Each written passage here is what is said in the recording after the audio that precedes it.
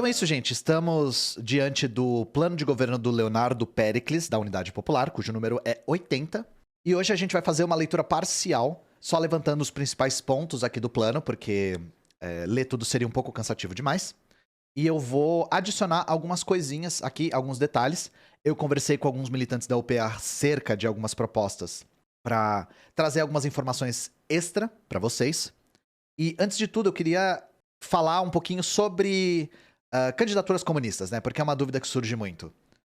Todas as vezes que a gente vai falar da candidatura do Léo ou da Sofia, por exemplo, que são dois comunistas, a questão surge: é possível atingir o comunismo por eleições? E a resposta é bem categórica: não, não, não é. E nem o Léo e nem a Sofia acreditam nisso, nem a UP nem o PCB acreditam nisso. Bom, então, se não é possível, por que isso existe, né? Por que esses partidos lançam candidatura? Porque esses partidos exploram uma contradição do capitalismo para se fazer vistos, para que os seus projetos fiquem conhecidos. Então, de uma certa forma, a candidatura de partidos comunistas para a presidência da República, por exemplo, é uma ferramenta poderosíssima de agitação e propaganda. E o plano de governo é a mesma coisa. Os planos de governo são ferramentas de agitação e propaganda, não só de informação. Não são só planos que são educativos, didáticos. Entendem? Então, é isso que vocês vão ver. O plano, ele é escrito para ser uma ferramenta de agitação e propaganda. Encarem ele como sendo isso, tá? Encarem como sendo isso. Porque aí vocês vão compreender o porquê da redação dele ser como é. E outra coisa, isso aqui é só um aviso, né? O plano é de um eventual Brasil socialista. Só que vocês vão se deparar com algumas pautas um pouco recuadas. Então, por exemplo, reforma agrária em vez de coletivização do campo, por exemplo, que todos os comunistas defendem. E aí, qual que é a questão?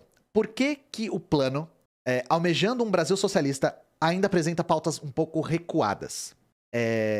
Eu conversei com alguns militantes da UP para eles me explicarem a razão disso. E eles me falaram o seguinte: na visão da UP, o Brasil sequer passou por uma revolução burguesa, diferente da França, da Alemanha, da Inglaterra. Então, o Brasil não passou por uma etapa de desenvolvimento do próprio capitalismo. Tem certas reformas no Brasil de desenvolvimento das forças produtivas que não foram feitas. Então, a ideia é: nós precisamos recuar em algumas pautas por conta do desenvolvimento histórico do Brasil. Só que isso tem que ser feito sem nunca cair na ilusão, isso segundo a UP, não necessariamente a minha opinião, sem nunca cair na ilusão de que nós precisamos nos aliar com a burguesia, tá? Há alguns comunistas que acreditam, não só comunistas, né, mas outras alas da esquerda, que acreditam que há sim uma burguesia que tem potencial revolucionário no Brasil. Há sim. Qual que é a questão? Segundo a UP, segundo a visão da UP, se a burguesia tivesse papel revolucionário no Brasil, ela já teria feito uma revolução burguesa. O fato desta revolução burguesa não ter acontecido e o Brasil estar passando por um processo de abertura econômica cada vez mais violenta, um processo de desindustrialização, mostra que essa burguesia não só não fez, como não fará. Então, esse tipo de revolução democrática burguesa, esse tipo de etapa, precisa ser feita pelas mãos do proletariado, tá? Isso segundo a visão da UP, vou repetir de novo, não é a minha. Eu só tô falando isso pra gente entender melhor o plano, beleza? Então isso aqui só pra fazer uns avisos. E outra coisa, esse tipo de plano não só funciona muito bem como ferramenta de agitação e propaganda, mas eu já falei sobre isso aqui algumas vezes. É muito importante que nós, da esquerda radical, pautemos o debate. É importante que o debate esteja pautado pelas demandas da classe trabalhadora. E há demandas da classe trabalhadora que só os comunistas pautam, tá? Só os comunistas pautam. Então, tem coisas que estão nos planos da UP e do PCB que só estão nos planos da UP e do PCB. Por quê? Porque a esquerda social-democrata tem um limite. A esquerda social-democrata tem um limite. Então, quando a gente vê, por exemplo, a Sofia e o Léo indo em programas de televisão, por exemplo, e falando acerca da estatização do sistema bancário, falando acerca da redução de jornada de trabalho, esse tipo de demanda só é apresentada por comunistas. A esquerda social-democrata sequer ousa pensar nesse tipo de demanda. E por que isso é importante? Porque a gente apresenta uma nova perspectiva para a classe trabalhadora. Uma perspectiva que às vezes a própria classe não sabe que é possível. De tanto não ouvir que há a possibilidade de reduzir a jornada de trabalho para 30 horas, por exemplo, a classe trabalhadora começa a ser convencida de que isso é impossível. E não é. Não é impossível. Só não é desejável. Para quem? Para a classe dominante. Então é por isso que isso aqui é importante, tá? Eu só queria dar essa introdução, porque isso vai facilitar a compreensão do texto. Então vamos lá. Então eu só vou ler alguns trechos, tá, gente? Como eu falei, vocês estão conseguindo enxergar de boa? Acho que sim, né? Reforçamos que as diretrizes aqui expostas devem ser aplicadas sob o critério da prática social, com permanente acúmulo e adaptações às condições vigentes da luta da classe trabalhadora contra a elite econômica dominante, e frente ao desenvolvimento produtivo e tecnológico vivido pela sociedade brasileira. Ou seja, eles só estão explicitando que esse tipo de projeto, eles só estão explicitando que esse tipo de projeto não é estático, que ele depende de constantes mudanças conforme o acúmulo de conhecimento, o acúmulo e as adaptações da experiência brasileira vão proporcionando, tá? Então, isso aqui é um aviso. Caso vocês não saibam, né? Os marxistas sempre se pautam pelo materialismo histórico dialético, que está submetido a uma constante análise da realidade material. A gente nunca pode abrir mão disso. Processo eleitoral marcado pela luta contra o golpismo fascista e a exploração do povo. Aqui. Também contribuíram para a piora da vida da população o conjunto de reformas antipovo aplicadas após o golpe institucional de 2016. São elas: a reforma de teto de gastos, a terceirização irrestrita e a reforma da Previdência. As duas primeiras do Temer, a última do Bolsonaro. Primeiro de tudo, vamos lá. Essas reformas não foram mencionadas no debate, tá? Se foram mencionadas de passagem e nunca da maneira como elas mereciam ser mencionadas. É por isso que faltou muito comunistas no debate, tá? Porque essas reformas aqui precisavam estar na pauta. E, caso alguém não lembre, vamos lembrar, né? Vamos lembrar o que são essas reformas? Então, o teto de gastos, por exemplo, que é a PEC 241, também era conhecida como PEC do teto, né? Também é conhecida como PEC do teto. O que ela faz? Ela estabelece um limite para os gastos da União.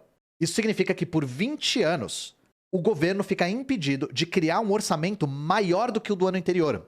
Ele só pode corrigir de acordo com a inflação. O que isso acarreta? A tendência é que, sem a possibilidade de criar um orçamento maior do que o do ano anterior, os gastos comecem a diminuir com o tempo.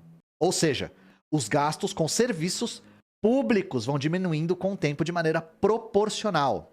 E aí a questão é, isso é de propósito, tá? Isso é de propósito, isso é proposital. Isso é um projeto.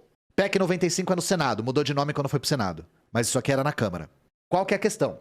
O argumento dos liberais é sempre que o Estado está quebrado, que falta dinheiro, que precisa fazer um saneamento no orçamento, que nós precisamos de austeridade fiscal.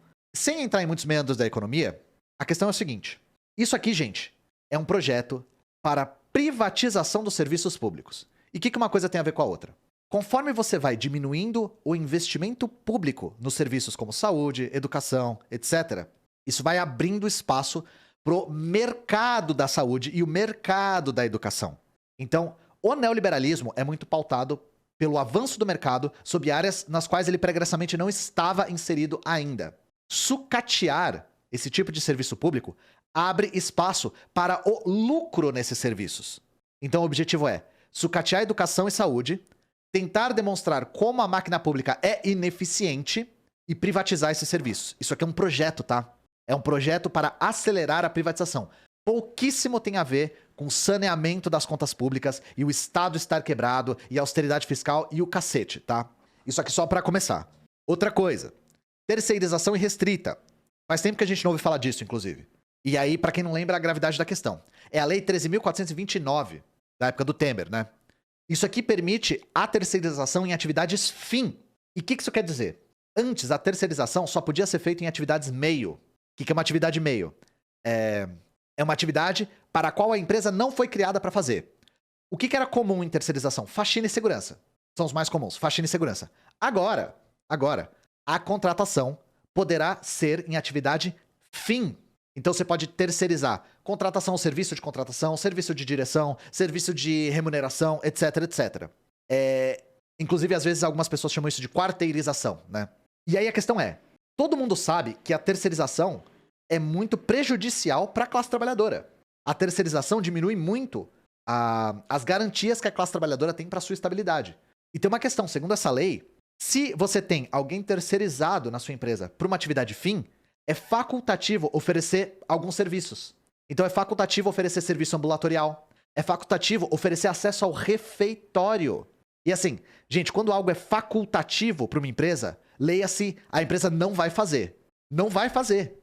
Então, se alguém que trabalha no serviço de contratação da sua empresa e essa pessoa é terceirizada, você não obrigatoriamente precisa deixar ela acessar o refeitório. Entendem? E aí a última, a reforma da Previdência. Reforma da Previdência é a PEC 06, da época do Bolsonaro já, que extingue a aposentadoria por tempo de serviço. Então fica só a aposentadoria por idade. E corta a pensão por morte pela metade. Metade. Então, na prática, gente, é um cálculo super complicado, mas na prática, o valor da aposentadoria vai diminuir, tá? Na prática, na maior parte dos casos, o valor vai diminuir. Mas os mais fáceis de explicar é: tiraram a aposentadoria por tempo, agora é só por idade, e a pensão por morte é cortada literalmente pela metade. É 50% agora. Antes era 100%. Aí, a galera no chat tá dando vários exemplos. Isso é por lei, tá? Caso vocês não saibam, nenhum lugar que tá fazendo isso tá violando a lei. A lei permite isso. Então é isso, eu só queria lembrar um pouco dessas reformas aqui, que precisam ser revogadas imediatamente.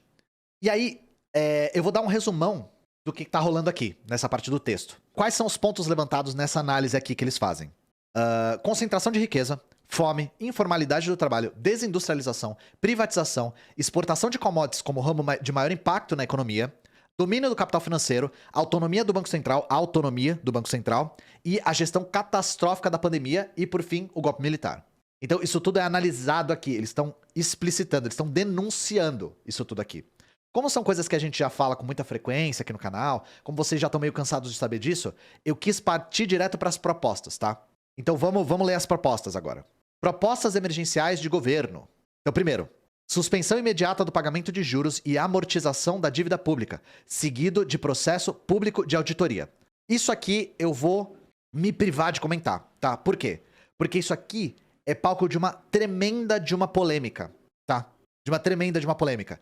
E eu não tenho a base teórica de economia necessária para discutir isso, tá? A respeito da suspensão do pagamento de juros e amortização de dívida. Eu não entendo o suficiente de dívida pública para entender. Então, mas saibam que isso é uma proposta. Vocês vão ver o Léo falando disso o tempo todo, mas eu não vou comentar porque eu não tenho o arcabouço necessário. Mais uma. Criação de frentes emergenciais de trabalho nos bairros pobres e interiores de todo o país, com obras de infraestrutura em saneamento, manutenção e construção de postos de saúde, moradias populares para a geração de milhões de empregos. Garantia do auxílio emergencial de um salário mínimo de forma permanente até completa oferta de emprego para a população. Então, essas duas coisas estão relacionadas. Não é o que eles estão falando aqui, tá? Não é o que eles estão falando aqui. Mas eu vou comentar, porque é importante pra gente. Garantia do auxílio emergencial de um salário mínimo de forma permanente até completa oferta de emprego para a população. Isso aqui lembra muito aquela proposta de renda básica universal. E aí, qual que é a questão? Os comunistas são favoráveis a uma renda básica universal? Depende. Depende. De jeito nenhum nos mesmos termos que os liberais, tá? E, gente, se os liberais estão defendendo isso, significa que tem uma classe aí que não tá ganhando, tá? Significa que tem uma classe aí que tá sendo desprivilegiada. Por quê? Desde Marx a gente sabe que a luta de classes é real e que os interesses de classe são antagônicos. Antagônicos. Uma política pública que pretensamente representa duas classes está deixando de representar alguma. Qual que é a questão da renda básica universal? A renda, de forma permanente, como esse salário mínimo que eles estão falando aqui, da garantia do auxílio emergencial, é importante até completa oferta de emprego para a população. Todo e qualquer comunista almeja o pleno emprego, tá, gente? O pleno emprego. Qual é o problema da renda básica universal? A renda básica universal, desassociada de uma política que almeja o pleno emprego, é uma solução para um problema estrutural do capitalismo, tá?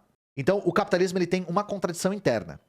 Ele, ao mesmo tempo que cria as mercadorias, cria os serviços, ele pauperiza a população, tendo uma massa de desempregados e diminuindo os salários. Ou seja, ele não tem como dar vazão para a classe que é pauperizada, porque essa classe deixa de ser consumidora.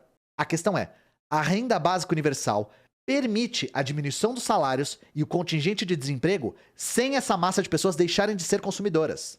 Isso é para manter os salários baixos e o desemprego alto. de uma certa forma, isso é uma transferência de mais-valia. Isso é a transferência do dinheiro do Estado, né, dos recursos do Estado, para suprir a mais-valia que é extraída dos trabalhadores. A gente é absolutamente contrário a isso, porque isso mantém a estrutura, isso mantém o poder político da burguesia. Agora, ter um auxílio associado com uma política de pleno emprego até que a população inteira esteja empregada é outra coisa, entendem? Então não caiam no ziriguidum da renda básica universal. Não caiam nesse ziriguidum, tá? Isso tem um ardil. E novamente, se algo tá almejando contemplar todas as classes, tem uma das classes que não tá sendo privilegiada. E assim, spoiler, geralmente é a classe trabalhadora. Vamos lá. Referendo revogatório da reforma do teto de gastos, trabalhista, terceirização restrita e previdenciária. A gente já falou um pouco sobre, né? A gente não falou da reforma trabalhista. A reforma trabalhista tem vários pontos também. É uma reforma super, super grave. Mas o que eu quero chamar a atenção aqui é referendo revogatório. Então, o interessante é notar que a proposta não é revogar as medidas. A proposta é fazer um referendo para revogar essas medidas. Então, vocês sempre vão ver a UP defendendo que o Estado brasileiro já possui mecanismos de democracia direta. Só que esses mecanismos simplesmente são ignorados. Então, caso vocês não lembrem, o último referendo foi em 2005, gente. Foi o referendo sobre o Estatuto do Desarmamento. Então, é claro que a população aprovaria. Só que a questão é, eu achei mais interessante ainda do que propor revogar essas reformas vamos deixar a população falar? O que será que a população acha? Provavelmente a população vai falar, eu acho uma merda, sabe? Mas enfim, convocar o povo para governar, criando as condições de uma constituinte popular para aprovar medidas que coloquem o povo trabalhador com o controle da riqueza social do país. A prioridade desse processo é dar poder sobre o Estado aos assalariados, desempregados, camponeses, indígenas, quilombolas, pequenos comerciantes, autônomos, mulheres, negros, LGBTs e todos os demais explorados do país. Então, muito se fala sobre como a nossa Constituição é progressista, né? A Constituição de 88. E claro, a Constituição ela foi palco de uma grande disputa. Ela foi um momento no qual a classe trabalhadora lutou muito por direitos básicos. E isso tudo num cenário extremamente desfavorável. Num cenário de saída de um regime militar. E, assim, saída bastante... digamos assim, uma saída que favoreceu muito os próprios militares, os próprios ditadores da saída militar. Uma concessão por parte dos militares. E de avanço de políticas neoliberais. E, ao mesmo tempo, na Constituição de 88, nós vemos direitos que são avessos ao neoliberalismo, digamos assim, que combatem o neoliberalismo. Isso tudo se deu por conta da luta dos trabalhadores. Só que, apesar dos pesares, né, apesar de tudo isso, a nossa Constituição de 88 nunca foi pensada para inserir a população no controle do Estado. Nunca. Ela não tem mecanismos o suficiente para isso, tá? A gente falou dos referendos e plebiscitos, mas é meio que só isso. Então, a proposta aqui é a gente precisa fazer uma constituinte para criar mecanismos de democracia direta, criar mecanismos de poder popular, porque esses mecanismos não existem em quantidade o suficiente. Mais um, promover a redução de altos salários de cargos políticos legislativos e do executivo, bem como dos altos magistrados dos tribunais. Obrigatoriedade do uso da educação e saúde pública para todos os governantes e legisladores. Compreendemos que desta forma será dada melhor atenção a essas áreas que atendem a imensa maioria da população brasileira. As duas coisas estão relacionadas. Isso aqui, gente, é uma forma de desestimular o carreirismo, de desestimular a politicagem de carreira, porque diminuindo esses salários, muitas pessoas são atraídas pelos altos salários e se tornam políticos de carreira, se tornam políticos profissionais. E não no sentido de quem milita num partido ou faz parte de algum movimento social, mas de alguém que tem cargo público atrás de cargo público atrás de cargo público por interesse próprio. Então essas medidas são para desestimular esse tipo de carreirismo. Aí aqui vamos lá. 1. Controle social de todos os monopólios e consórcios capitalistas e dos meios de produção nos setores estratégicos da economia. Planificação da economia para atender às necessidades da população e acabar com as desigualdades regionais e sociais. Política econômica, cambial, monetária e fiscal a serviço da população. Primeiramente, garantia de alimentos para o povo e somente em segundo lugar para a exportação. Autossustentação na produção e beneficiamento de combustíveis. Gente, isso aqui dá para fazer para ontem, tá? Para ontem. Não existe falta de acesso à alimentação e combustíveis porque existe falta de alimentos e combustíveis no Brasil. A falta de acesso é uma escolha política, tá? É uma escolha política. Por quê? Porque medidas que garantam alimentos e combustível para toda a população vão de encontro com os interesses da burguesia. Então, simples, política econômica a serviço da população, não a serviço da burguesia. Encampação pelo Estado das plantas industriais em processo de falência judicial ou fechamento.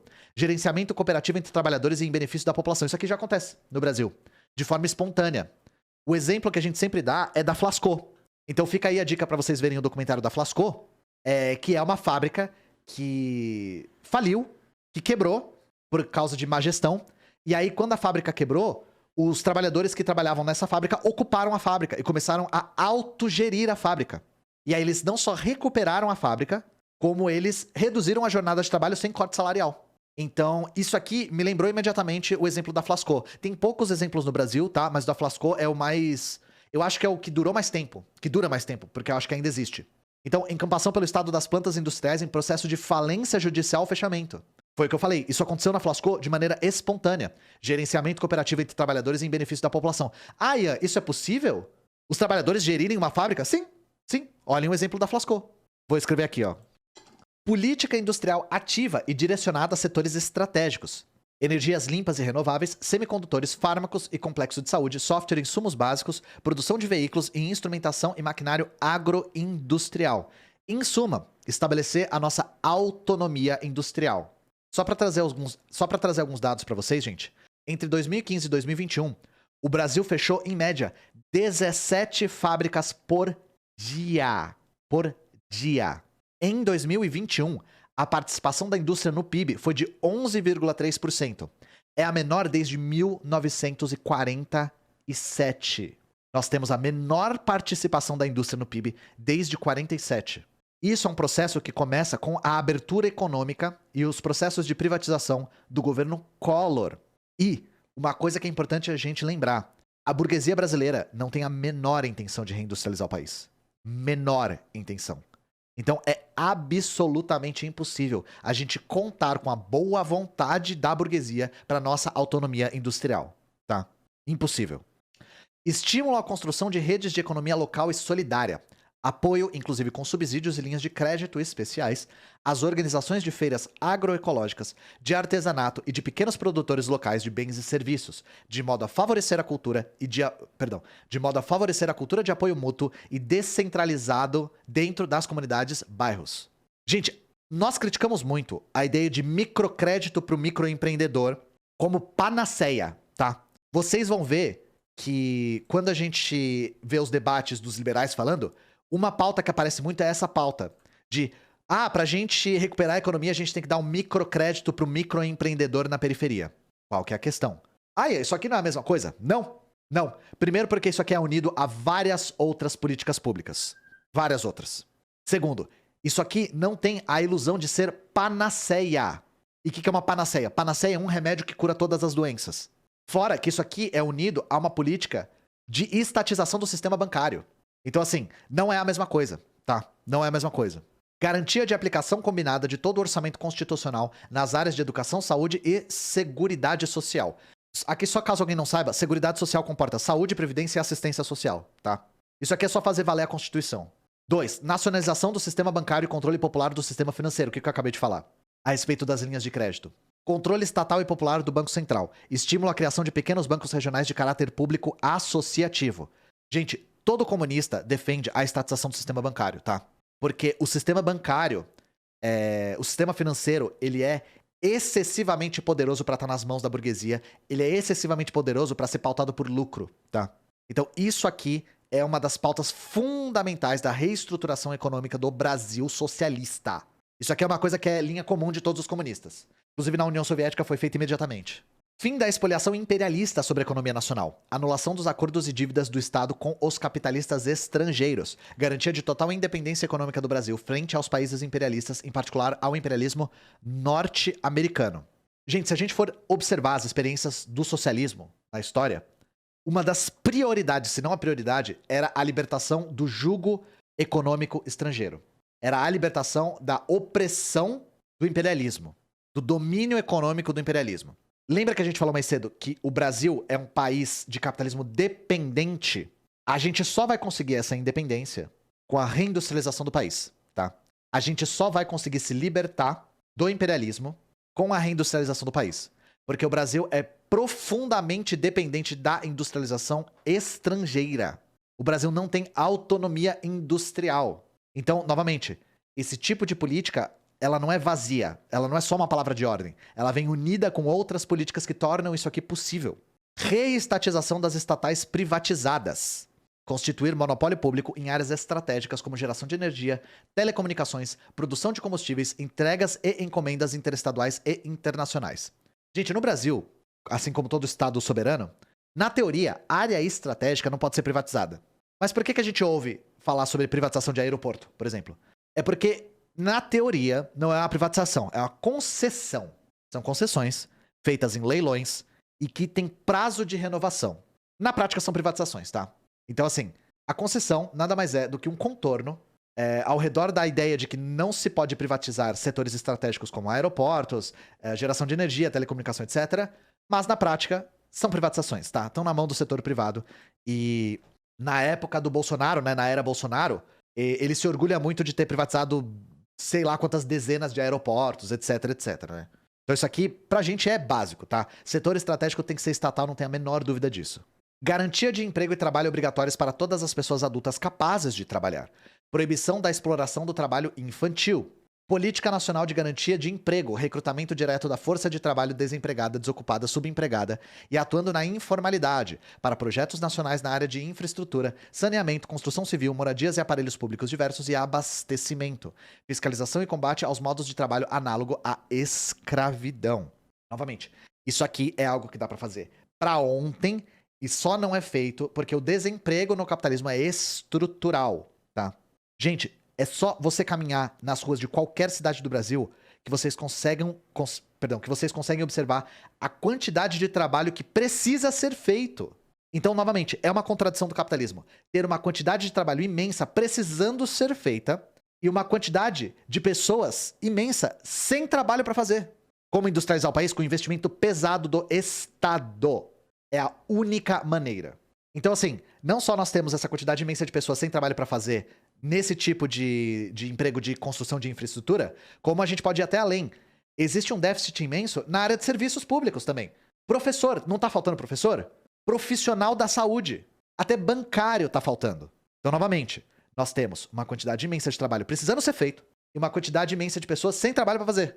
Isso é uma contradição do modo de produção capitalista. Isso pode ser resolvido apenas mudando as relações de produção. 6. Reforma agrária popular. Então, novamente, isso aqui é uma das pautas recuadas que a gente falou mais cedo. Lembra que a gente falou que algumas das pautas aqui desse plano são pouco recuadas? A reforma agrária é um exemplo. Por quê? Comunistas, gente, defendem a coletivização do campo. Só que, novamente, o Brasil sequer passou por um processo de reforma agrária que os países do centro do capitalismo passaram, tipo os Estados Unidos. A reforma agrária é uma etapa de uma revolução burguesa, não de uma revolução socialista. Ela é anterior, até. O Brasil escolheu uma política de latifúndio, garantia do acesso à terra com crédito abundante para todos que nela trabalhem. A proposta é bem concreta. Quem trabalhar na terra vai ter crédito para melhorar... Quem trabalhar na terra vai ter crédito para melhorar sua produção. Lembrando que latifundiário e grileiro não trabalha, tá? Retirá-las das mãos dos grileiros, inclusive falando sobre isso, né? A grilagem aumentou muito. E para quem não sabe, grilagem é a fraude de títulos de terra. A grilagem aumentou muito durante o governo Bolsonaro. Porque o governo Bolsonaro faz vista grossa pra grilagem, né? Porque os grileiros são lobistas. E atualizar a estrutura do INCRA. O que é o INCRA? Vamos lá. O INCRA é um Instituto Nacional de Colonização e Reforma Agrária. Qual que é a função do INCRA? É administrar as terras públicas da União. A ideia do INCRA era, na teoria, fazer a reforma agrária no Brasil.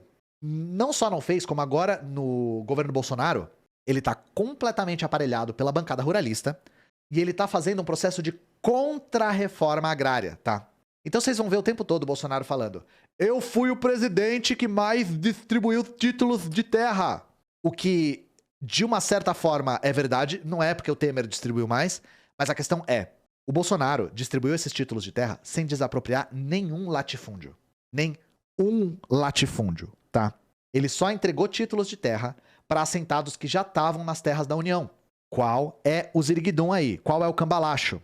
Isso cria a privatização das terras. A ideia é que o agronegócio comece a avançar sobre essas terras privatizadas. Porque o que é muito comum é que esses pequenos agricultores tenham o título da sua terra e acabam, por circunstância, vendendo esse título para latifundiários. Então, novamente, isso aqui não é algo positivo. Isso aqui é um processo que intensifica a concentração de terras. Isso aqui é grilagem com 50 etapas. Então, por isso que está aqui atualizar a estrutura do INCRA. O INCRA virou o inverso do que ele foi criado para fazer. Assim como tudo que o Bolsonaro toca, né? Capacitação aos agricultores e agricultoras na perspectiva agroecológica. O que é agroecologia? Agroecologia é um modelo de agricultura que que integra conceitos de sustentabilidade na produção de alimentos. Tá? Então, de uma certa forma, é o manejo responsável dos recursos naturais. Só caso vocês não saibam o que é agroecologia, né?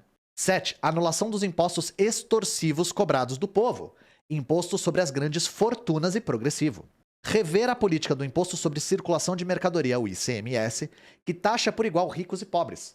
Reestruturar de forma progressiva as alíquotas do imposto de renda. Gente, o ICMS é o que faz, na prática, as pessoas mais pobres terem a maior carga tributária do país. Tá? Na prática, proporcionalmente.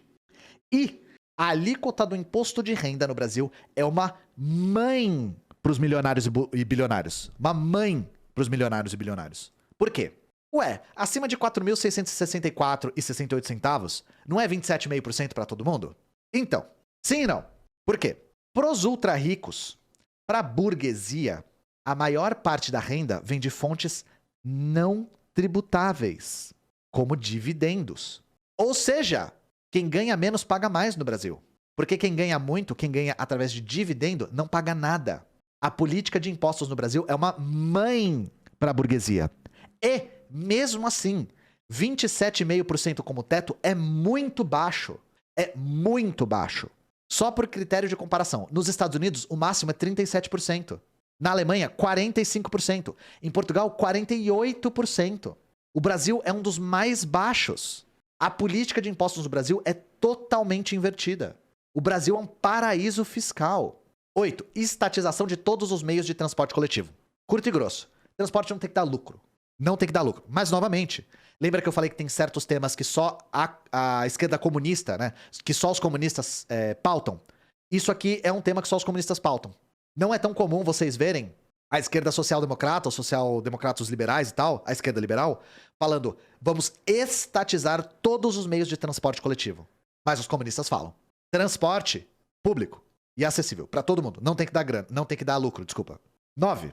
Fim do lucro na educação. Livre acesso do povo à universidade. Fim do vestibular, vestibulinho ou qualquer processo seletivo. Então, programa de erradicação do analfabetismo no país. Gente, hoje, no Brasil, de 2022, tem 11 milhões de analfabetos, tá? Isso está em tendência de queda? Sim. Mas, se houvesse uma política pública mais direcionada, a gente já teria conseguido superar esse número há muito tempo, há décadas. É que faltam políticas públicas competentes para erradicar o analfabetismo no país. Revogação da lei do novo ensino médio. Essa aqui é quase pessoal. Essa aqui é pessoal. Então, assim, eu sei que não é muito legal eu ficar indicando fontes externas, mas como o novo ensino médio é um negócio super complicado, super confuso, que as pessoas só foram entender o que aconteceu depois que aconteceu, eu recomendo o meu vídeo sobre a reforma do ensino médio, tá? Da época do Temer. Então, esse vai ser o único momento que eu vou indicar uma fonte externa. Eu fiz um vídeo bem longo sobre a reforma do ensino médio lendo a lei e mostrando quais são os problemas, porque tem muitos. Eu falaria só sobre isso se a gente fosse entrar nesse meandro. Mas o novo ensino médio é um desastre. Desastre. Ser professor no Brasil já era difícil. Hoje tá impossível. Impossível. Todo mundo sabe que ser professor no Brasil já era difícil. Só que vocês não fazem ideia. Se vocês não têm contato com a escola, com o ensino médio há muito tempo, vocês não fazem ideia de como tá agora. Ampliar o número de bolsas de pesquisa nos cursos de graduação, pós-graduação e aprofundar os convênios para bolsas no exterior. Gente, em 2022, o orçamento do Ministério da Ciência e Tecnologia é 38% que era em 2014. Se vocês têm acompanhado, ou se vocês trabalham na área, é corte sobre corte, sobre corte, sobre corte. O Bolsonaro tá fazendo uma política de terra arrasada com a pesquisa brasileira. É algo que vai demorar muito tempo pra gente recuperar, porque isso é cumulativo. Vou falar de noite, vou falar de novo. O orçamento hoje é 38% que era em 2014. E, novamente, a justificativa para esses cortes é o teto de gastos. É o teto de gastos. É a austeridade fiscal. É o saneamento das contas públicas. Porque, para liberal, investir em ciência e tecnologia é gasto. É dispêndio. E lembra que a gente falou de libertar o Brasil do jugo imperialista? Quanto mais a gente deixa de investir em ciência e tecnologia, mais dependente a gente fica. Mais dependente a gente fica. Tá bom? Então isso aqui é prioridade para garantir a nossa autonomia. Não é à toa que os países socialistas investem tanto em ciência e tecnologia. União Soviética, Cuba, Coreia Popular. Investem muito, tá? Mesmo a China, se você considerar a China socialista. Democratização dos meios de comunicação, com a socialização de todos os grandes canais de televisão, jornais e rádios. Garantia a todos os cidadãos de acesso aos meios de comunicação. Isso aqui é muito grave, porque a gente sabe que no Brasil, o quarto poder, né, a mídia, é basicamente um oligopólio. Tem um punhado de famílias que domina todos os meios de comunicação. E isso tem consequências gravíssimas para a democracia brasileira. Eu tava falando esses dias sobre como, quando a televisão surge como meio de comunicação, por exemplo, a televisão, vou falar só da televisão, isso cria um novo problema para o movimento trabalhador, né, para os movimentos sociais, porque a televisão se torna rapidamente o meio de comunicação dominante, e ela é um meio de comunicação que demanda tanto capital para conseguir existir, que é impossível ter canais de televisão verdadeiramente populares. Então, isso cria uma situação muito antidemocrática. Porque quem domina o principal meio de comunicação utilizado pela classe trabalhadora é a classe dominante de maneira irremediável. A gente precisa da ingerência do Estado nisso. Porque a gente precisa democratizar um meio de comunicação que só a burguesia tem acesso. A aplicação de um amplo processo de democratização popular da estrutura de Estado, construindo mecanismos efetivos de democracia direta e participativa. Criar conselhos populares regionais e para as áreas de Estado, com poder orçamentário. Realizar plebiscitos, referendos e consultas públicas, sem intervenção do poder do grande capital. A gente já falou sobre isso, tá? A gente já falou sobre isso quando a gente falou da Constituição, mas aqui só tá explicitando um pouco mais. Lembra que a gente falou? A Constituição brasileira precisa criar mecanismos de poder popular? Tá aqui. Conselhos populares regionais. Como se fossem os sovietes brasileiros, digamos assim, né? São os mecanismos para o socialismo brasileiro, são os mecanismos para a gestão da classe trabalhadora sobre o Estado. 12. Justiça, juízes e tribunais eleitos pelo povo. Ampliação de cotas para os cargos do poder judiciário. Grande esforço de revisão das penas da população carcerária. Eu achei essa parte muito interessante, sinceramente. Por quê? A gente sabe que o poder judiciário brasileiro tem um viés muito explícito, tá? Um viés muito explícito contra a população negra, a favor da condenação da população negra e a relativização da violência contra a mulher. E aí a questão é, óbvio que esses problemas são estruturais, gente. Óbvio. Só que a questão é, porque um problema é estrutural não quer dizer que a gente não pode tomar uma medida imediata. É a mesma coisa com as cotas em faculdades, por exemplo, em universidades. O problema da ausência de pessoas negras nas universidades é estrutural? É estrutural. Só que isso significa que a gente vai cruzar os braços e não fazer nada a respeito? Não. Dá pra tomar uma medida agora. Criar cotas no sistema de justiça pode remediar esse problema. Porque o sistema de justiça, o judiciário, é povoado por homens brancos. Isso cria um viés muito explícito. E, novamente, grande esforço de revisão das penas da população carcerária. Gente, o Brasil tem verdadeiros campos de concentração nas cadeias, tá? Vocês não estão ligados na calamidade que é a prisão brasileira. O sistema carcerário brasileiro. Uma das críticas que se faz ao governo do Lula é o aumento do encarceramento em massa no Brasil. Em 2006, caso alguém não lembre, foi aprovada a Lei Antidrogas. Essa lei antidrogas acelerou muito, muito o processo de encarceramento em massa da população negra. Muito. Que é a que é mais vitimada. Então, assim, as prisões envolvendo drogas, as prisões com envolvimento de drogas, aumentaram muito nesse período. Muito. E o déficit carcerário, né, o déficit no sistema carcerário, no Brasil existe há décadas. E ele nunca diminui, não importa quantas vagas se crie na cadeia. As cadeias estão superlotadas, as pessoas são presas por bagatela ou por envolvimento com drogas, e as prisões são verdadeiros campos de concentração. Reforma agrária, reforma urbana sob a ótica de reparação da população negra.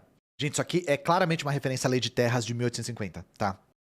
Essa Lei de Terras, caso alguém não saiba, ela foi uma lei que foi aprovada logo depois da Lei Eusébio de Queiroz, que estava sinalizando o fim da escravidão no Brasil, para impedir que ex-escravizados tivessem terras no Brasil. Então, terra, depois dessa lei, só podia ser adquirida mediante pagamento, compra ou doação do Estado. Isso aqui foi basicamente o momento que o Brasil decidiu que ia ser um país de latifundiários. Quando se fala em reparação histórica, aqui ó, reparação da população negra, reforma agrária e reforma urbana sob a ótica da reparação da população negra, é também uma referência à Lei de Terras de 1850 e uma referência à dinâmica que o Brasil adquiriu, né? A dinâmica que o Brasil escolheu depois da abolição da escravatura, que foi de abandono completo da população ex-escravizada. Política de reparação histórica e cultural, alterando nomes de ruas, monumentos que cultuam figuras de escravistas, ditadores e genocidas. No seu lugar, devemos levantar nomes de heróis explorados e oprimidos. Gente, isso aqui dói no meu diploma, assim, porque o tanto de rua que tem nome de ditador, de bandeirante, de burguês filha da puta no Brasil, não dá nem pra mensurar. Isso aqui é um absurdo, sabe? Isso aqui é um absurdo. Então, direto e reto. Não tem que ter nome de rua com nome de ditador, não tem que ter nome de rua com nome de bandeirante, não tem que ter nome de rua com nome de burguês, não tem que ter ponto final, sabe? Garantia de ensino de história da cultura afro-brasileira. Então, por mais que isso já seja, de uma certa forma, obrigatório, ainda não tá perfeitamente implementado e tem um problema. A reforma do ensino médio vai impedir que, mesmo que isso seja implementado, isso chegue nos alunos, tá? E aí, novamente, para entender o porquê que o ensino de história fica bastante comprometido com a reforma do ensino médio, assista um vídeo que eu fiz só destrinchando os problemas disso, tá? Recuperação e fortalecimento do Instituto Palmares. Então, assim, aquele crápula do Sérgio Camargo saiu do Palmares para se candidatar a deputado, eu acho, sei lá. O cara saiu do Palmares para se candidatar. E ele era uma raposa cuidando do galinheiro, gente.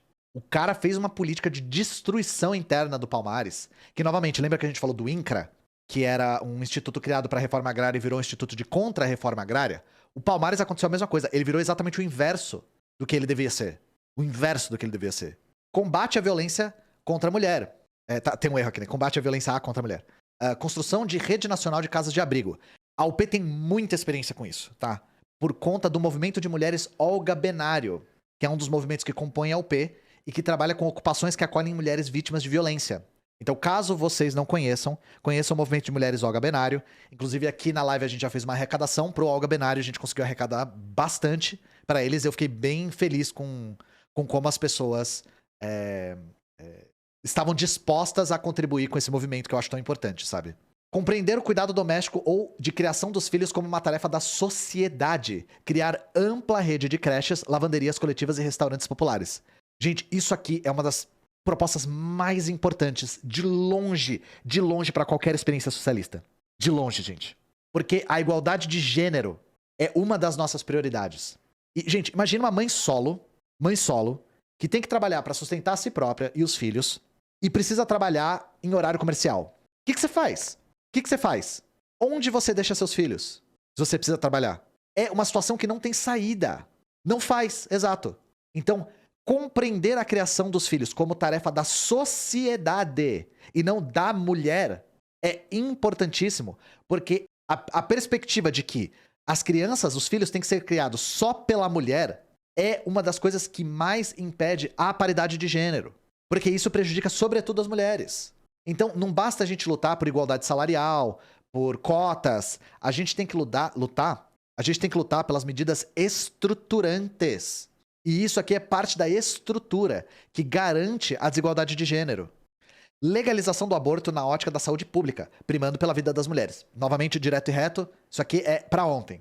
Enfrentar a LGBTfobia, criação de programas de estímulo à capacitação profissional e inserção no mercado de trabalho. Formulação de políticas de saúde e seguridade social específica à parcela dessa população vítima de violências físicas, psicológicas e sexual. Gente, uma das críticas que a gente recorrentemente vê à esquerda radical é a falta de atenção a pautas a pautas LGBTQIA+. Gente, isso aqui tá avançando bastante rápido, tá? A gente vê no PCB e na UP que os partidos têm aprendido muito e eles já estão apresentando pautas bastante avançadas no que diz respeito aos direitos LGBTQIAP+, tá? Então isso aqui é só um exemplo disso. 14. Fim de qualquer discriminação religiosa, de raça ou sexo. Plena garantia à liberdade religiosa. Só lembrando, gente, que Discriminação religiosa no Brasil acontece principalmente com religiões de matriz africana, tá? Não existe cristofobia. Isso é espantalho. Isso é bravata da direita, tá?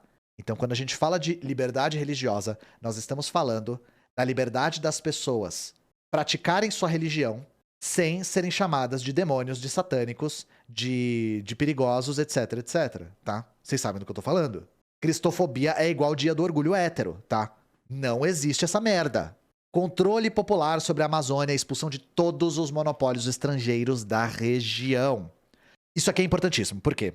Gente, se vocês querem um exemplo de como o imperialismo atua no Brasil, olhem pra Amazônia, tá? Eu dou um exemplo. 3 financiadoras dos Estados Unidos, a BlackRock, a Vanguard e a Capital Group, investem pesadamente na mineração em terras indígenas, tá? Capital estrangeiro, estadunidense. Tem 2 grandes mineradoras que atuam na Amazônia. Anglo-American, que é britânica, apesar do nome, Anglo-American é britânica, e a Belosan, que é canadense. Então, qual é o segredo do estado de bem-estar social canadense, gente? Nossa, o Canadá é um país tão legal, eles pedem por favor por tudo, né? Eles falam obrigado pra tudo. Então o segredo é imperialismo, tá? Quando você visita o Canadá, você fica lá de boa em Toronto, em Vancouver. Quando o Canadá te visita, ele faz mineração em terras indígenas, tá? Realizar programa de transição de matrizes energéticas e de extração de matérias-primas que respeite a conservação da natureza e evite catástrofes ambientais. Então, lembrando que matriz energética não é só energia elétrica, tá? 75% da energia elétrica do Brasil é hidráulica, mas o total da matriz energética ainda é não renovável, o total, tá? Eu só tô comentando pra gente não criar a ilusão de que o Brasil é um paraíso das energias renováveis, tá? Não é. A maior parte de todas as matrizes ainda é de fontes não renováveis no Brasil. Demarcação e posse imediata de todas as terras indígenas. Garantia de escolas diferenciadas para os indígenas. Incentivo e apoio às línguas indígenas. Defesa da cultura dos direitos dos povos originários. Recuperação e fortalecimento da FUNAI. Novamente, mesma coisa com o INCRA, mesma coisa com o Palmares.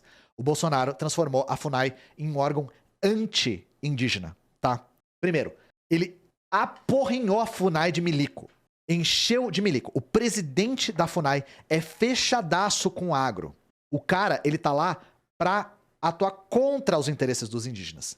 E o Bolsonaro paralisou todas as demarcações de terras. Todas. Lembra quando ele dizia não vai ter 1 centímetro de terra indígena? Então, ele cumpriu. Sabe pra quem diz que o governo Bolsonaro não funcionou? Então, o problema é que funcionou. O problema do governo Bolsonaro é que ele funcionou.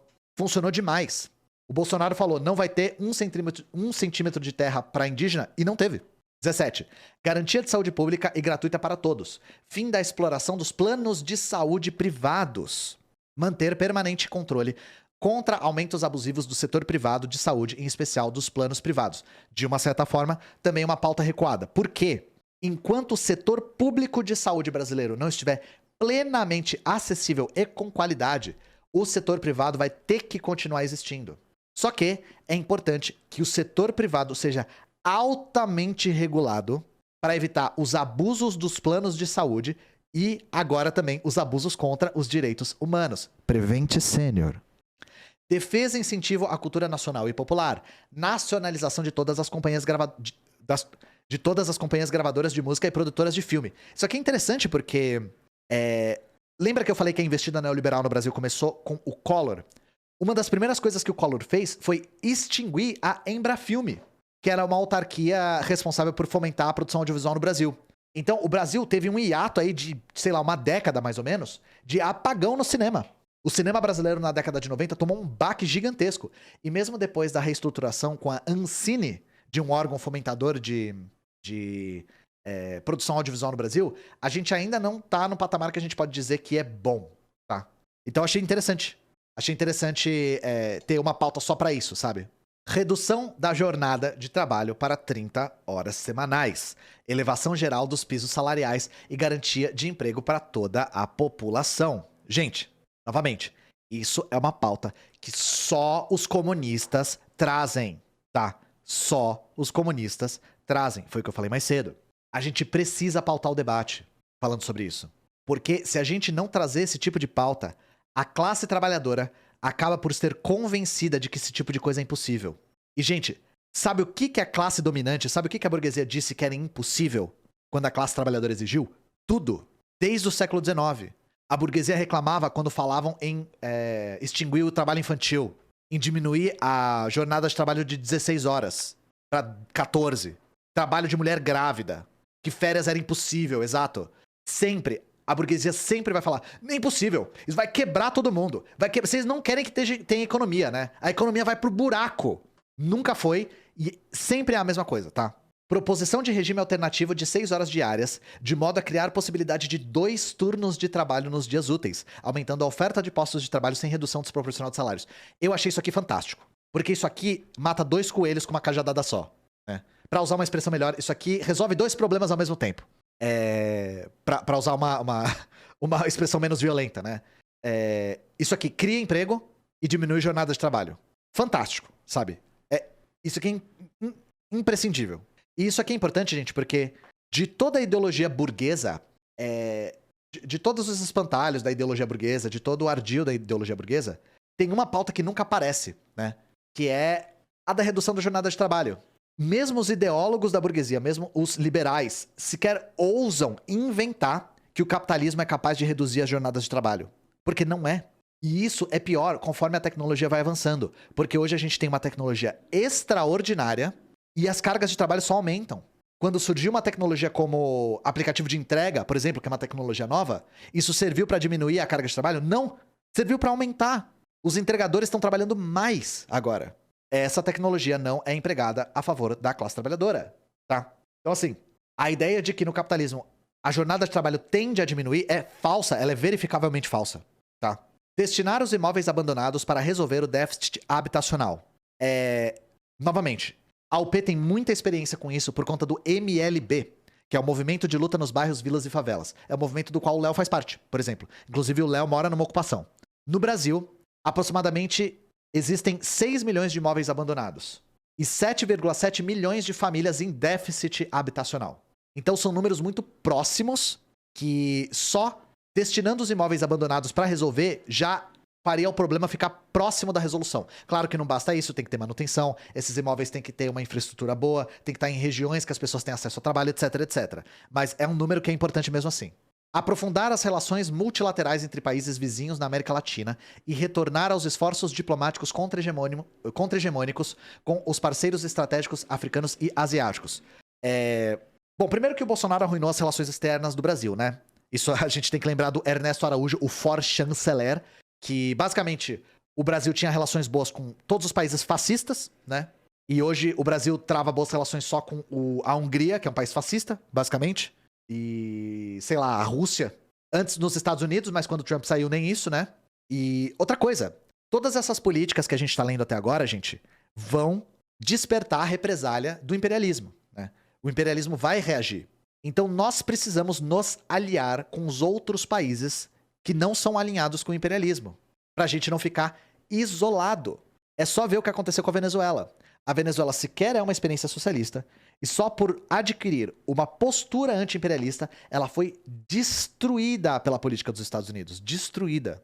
Então é isso. A gente precisa se aliar e estabelecer laços com países que também são vítimas do imperialismo. Pelo fim da polícia militar. Combater a lógica racista de inimigo interno e resgatar o lema proteger e servir, trazendo a população para perto da organização. Gente, quando a gente fala de desmilitarizar a polícia, não é só a PM, tá? Não é só a polícia militar. As outras polícias também têm uma lógica militarizada. A polícia civil tem, a polícia rodoviária tem. É só ver o caso do Genivaldo.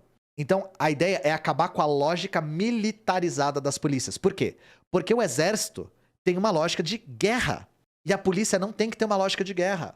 A polícia brasileira age na lógica de inimigo interno. Lembrando que a PM, na configuração que a gente tem hoje, é cria da ditadura militar.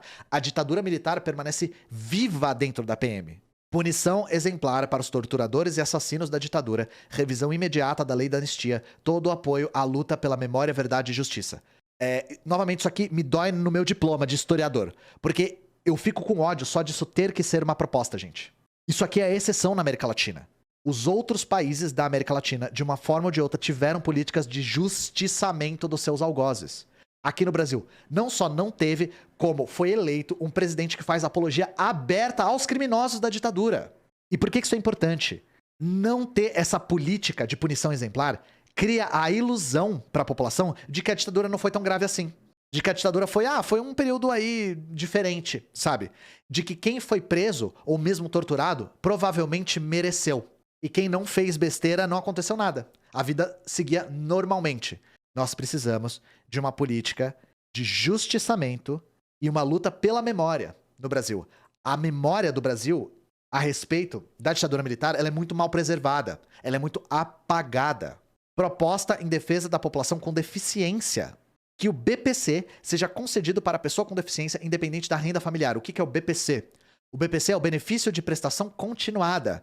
É um salário mínimo por mês para pessoas acima de 65 anos ou com deficiência de qualquer idade. Qual que é a questão? O BPC só está disponível para pessoas que têm uma renda per capita familiar de 1/4 de salário mínimo. Renda per capita familiar de 1/4 de salário mínimo. O BPC só está disponível para pessoas que têm baixíssima renda. Então, a ideia aqui é o BPC estar disponível para pessoas independente da renda e que seja permanente. Essa é a política, tá? Só para vocês entenderem. E o plano é esse, tá, gente? O plano é esse. É um plano curto, direto e reto, que serve como material para a agitação. E nós temos agora um anexo sobre educação. Então aqui, anexo do Plano Nacional de Escola Integral. Vamos falar um pouquinho sobre ele, e aí é isso. Então, primeiro, aqui tem alguns dados sobre a situação calamitosa das escolas públicas brasileiras. E aqui, uma coisa que a gente tem que salientar. O termo escola integral tem 2 sentidos principais, não necessariamente coincidentes. Existe a escola em tempo integral, que mantém o aluno ou a aluna no ambiente escolar durante todo o período comercial diurno, e a escola integral, concepção de que a escola deve formar o estudante em todas as suas dimensões, intelectual, cultural, social e física. A concepção que defendemos aqui é a segunda, tendo em vista que o aumento no tempo de estadia na escola não necessariamente implica em aumento do rendimento escolar. Eu só digo isso. Como educador, isso aqui é o que eu queria ler, porque, gente, a direita é cheirada em escola em tempo integral. Cheirada. Cheirada, tá? Vocês vão ver o tempo todo a direita defendendo a escola em tempo integral como, novamente, panaceia. Panaceia para o rendimento dos alunos, panaceia para criminalidade, para evasão escolar, para violência infantil. É ridículo. Ridículo. É uma medida que não funciona. É uma medida que o Brasil sequer tem estrutura para implementar direito. É tudo errado, tá? Tudo errado. Aí aqui fazendo um resumão, né? Primeiro, o plano aqui é fazer um estudo da situação das escolas com a participação dos professores e profissionais da educação, tá? Por que isso está salientado? Porque com a reforma do ensino médio e com a BNCC, isso não aconteceu. Os professores e profissionais da educação não foram convidados a participar da elaboração desses projetos, por motivos óbvios, porque isso não os contemplava. Isso tudo foi na época do Temer. Então, a ideia é criar uma lista de escolas em gravíssimo estado, grave estado e estado aceitável. E aí, resolvendo na ordem. Escolas que estão em gravíssimo estado são prioridade, depois em grave estado, depois em estado aceitável. Outra coisa. Aumentar gradativamente para R$ 3,00 por aluno o valor repassado para a merenda escolar. Quanto que é atualmente?